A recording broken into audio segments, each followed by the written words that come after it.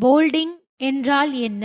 மிகவும் குட்டையான நெருங்கிய இலையடுக்கம் கொண்ட தாவரங்களில் ஜிப்ரெலினை தெளிக்கும் போது திடீரென தண்டு நீள்வதும் அதைத் தொடர்ந்து மலர்தல் நிகழ்வதும் போல்டிங் என அழைக்கப்படுகிறது. ரிச்மாண்ட் லாங் விளைவு என்றால் என்ன? தாவரங்கள் முதுமையடைவதை சைட்டோகைனின் தாமதப்படுத்துகிறது. இது ரிச்மாண்ட் லாங் விளைவு எனப்படும். அப்சிசிக் அமிலத்தின் வாழ்வியல் விளைவுகளை எழுதுக. வளர்ச்சியை தடை செய்கிறது. மொட்டு உறக்கத்தை தூண்டுகிறது. ஓட்ஸ் நூற்றுகளில் 50 μ அளவு வளர்ச்சியை தடை செய்கிறது. பாகங்கள் உதிர்வதை தூண்டுகிறது. வேர்களின் புவி நாட்டத்தை கட்டுப்படுத்துகிறது. இலை துளையை மூடச் செய்கிறது. குளிர்பதனம் என்றால் என்ன? குறிப்பாக ஈராண்டு மற்றும் பல்லாண்டு தாவரங்களில் மலர்தலானது மிகக் குறைவாக வெப்பநிலையில் 1 டிகிரி செல்சியஸிலிருந்து 10 டிகிரி செல்சியஸ் தூண்டப்படுகிறது. இதுவே குளிர்பதனம் எனப்படும். குளிர்பதன நீக்கம் என்றால் என்ன?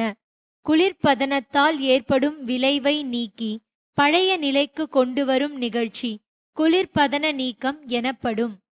ஒளிக்காலத்துவம் என்றால் என்ன?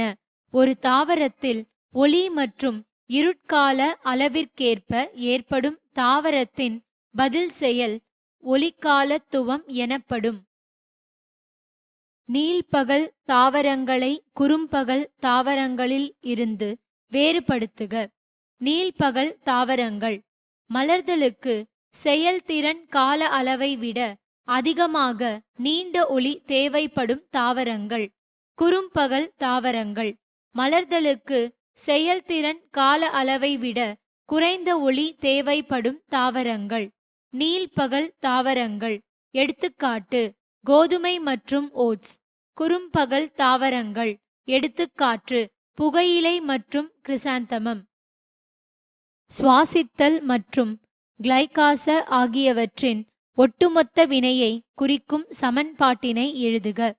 சுவாசித்தல் C6H12O6 plus 6O2 gives 6CO2 plus 6H2O plus 2900 kJ ஆற்றல். Glycolysis C6H12O6 plus 2ADP plus 2Pi plus 2NAD gives 2C3H4O3 2ATP plus 2NADH2.